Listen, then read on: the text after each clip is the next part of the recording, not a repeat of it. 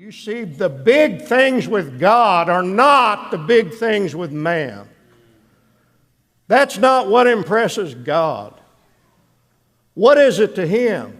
What's a world war to God? Nothing compared to the glory, the exquisite glory that He can get from some little emaciated woman who's talking to some big shot commander.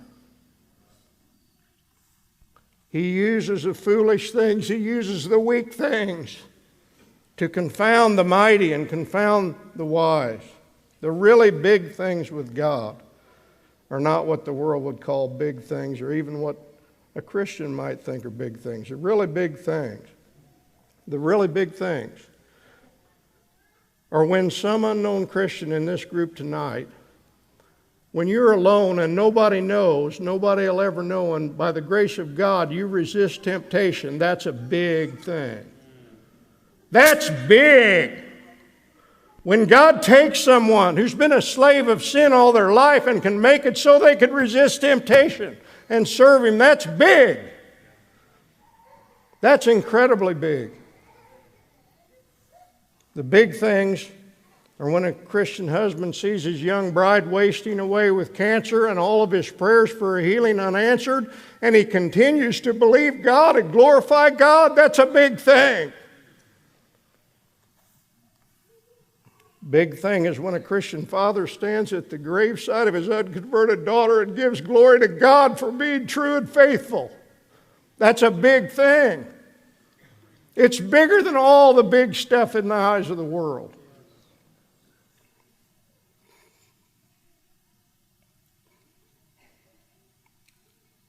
It's a big thing when some unknown saint perseveres year after year, when it seems that everything is falling apart outwardly, that it seems like God is not true and faithful, and that dear saint stands firm and continues to persevere and serve her Lord and glorify Him. That's a big thing.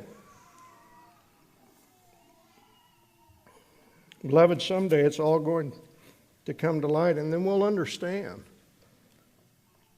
what the big things are. Holy, holy, holy, though the darkness hide thee. A lot of times it does. Though the eye of sinful man thy glory may not see. The weakness of God, the foolishness of God. Isn't it a lovely thing? Isn't it a wise thing? Isn't it a powerful thing?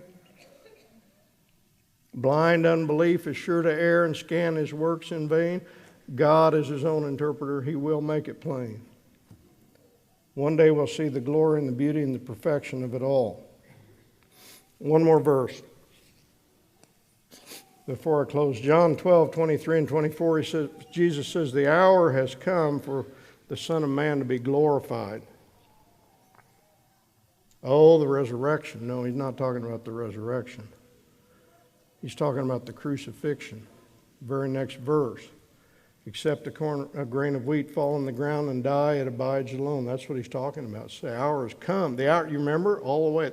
My hour is not yet come. The hour is not yet come. Now He says the hour has come. What? The crucifixion. For the Son of Man to be glorified. What do you mean, Lord? He means that there on the cross there is a glory that cannot be seen anywhere else in all of history. When I survey the wondrous cross on which the Prince of Glory died, my richest gain I count but loss and pour contempt on all my pride. The wondrous cross. You see, there's a glory there that's hidden from the eyes of sinful men. But for those who have eyes to see,